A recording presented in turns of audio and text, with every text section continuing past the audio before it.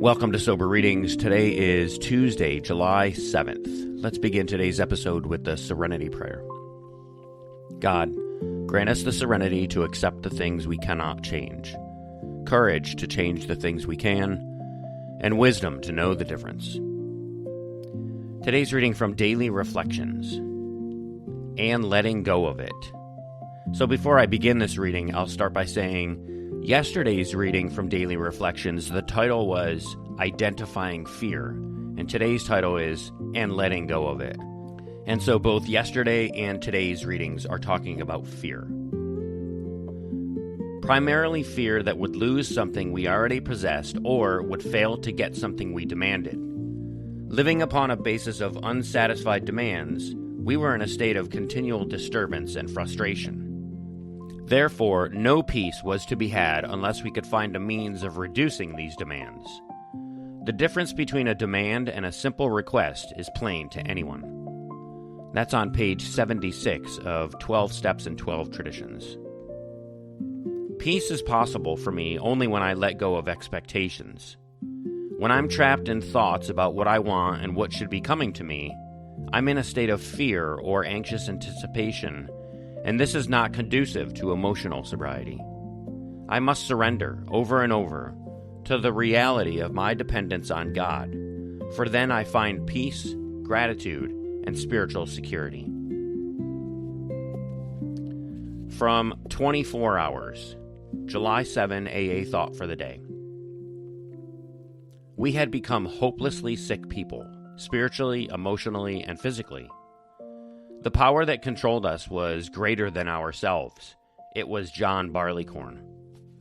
Many drinkers have said, I hadn't gone that far. I hadn't lost my job on account of drink. I still had my family. I managed to keep out of jail.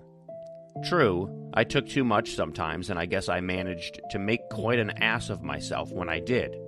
But I still thought I could control my drinking. I didn't really believe that I was an alcoholic. If I was one of these, have I fully changed my mind? The meditation for the day. Painful as the present time may be, you will one day see the reason for it.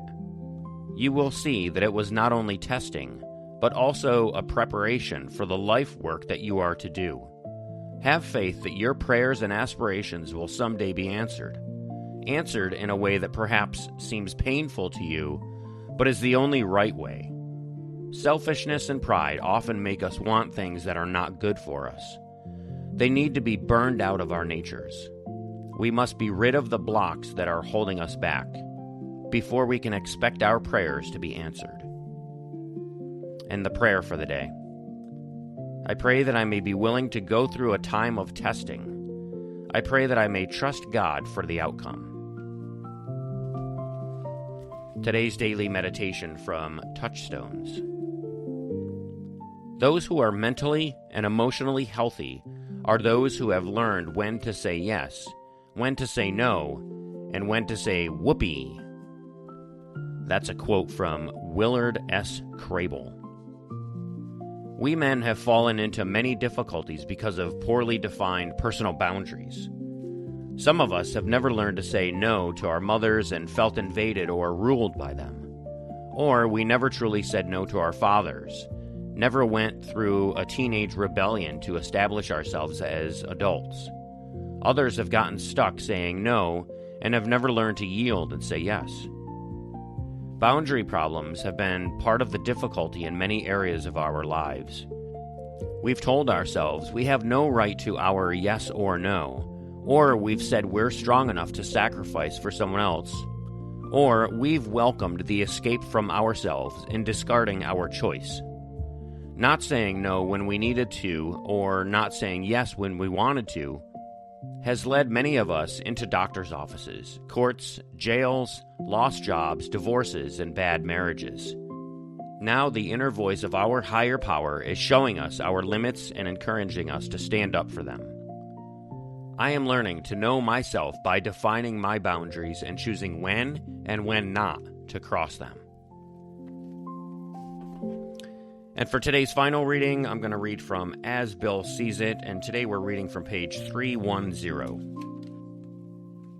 Learning to trust. Our entire AA program rests upon the principle of mutual trust. We trust God, we trust AA, and we trust each other. Therefore, we trust our leaders in world service. The right of decision that we offer them is not only the practical means by which they may act and lead effectively, but it is also the symbol of our implicit confidence.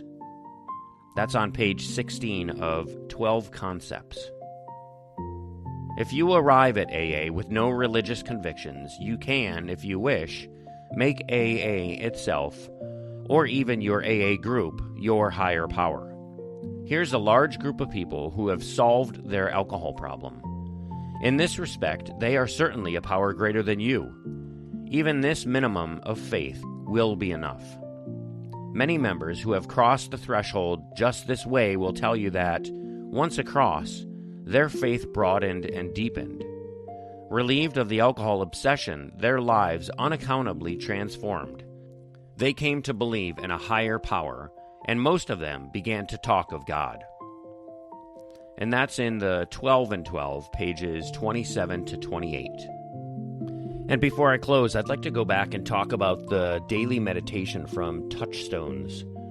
The first line in the reading says, "We have fallen into many difficulties because of poorly defined personal boundaries." For me, personal boundaries are something I've only learned about in sobriety. This reading is very relatable to me because I've always said yes to people even when I wanted to say no. Sometimes I've justified my saying yes to you and no to me because, as this line in here says, I'm strong enough to sacrifice for someone else. But what that does at times is creates a resentment in me, and we all know where resentments lead for us alcoholics. The last line in this reading says, I am learning to know myself by defining my boundaries. That's what I'm working on today, and it's helping to build self-confidence and self-esteem in my sobriety.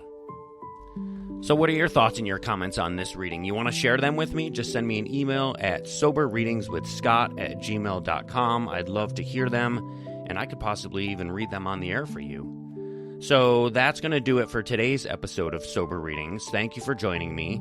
If you enjoyed the show, click the like button and subscribe so you don't miss the next episode. And also, if you'd like to be a guest reader on the show, I would love to have you. Again, send me an email at soberreadingswithscott@gmail.com and we can make that happen. And if you'd like to drop $1 in the virtual donation basket for today's reading, just go to my website, soberreadings.com, and click the donate button. So again, thank you so much for listening today. Stay sober, keep reading, and I'll see you in the next episode. Until then, take care of yourselves and each other, and remember, just for today, don't drink, go to a meeting, and keep coming back.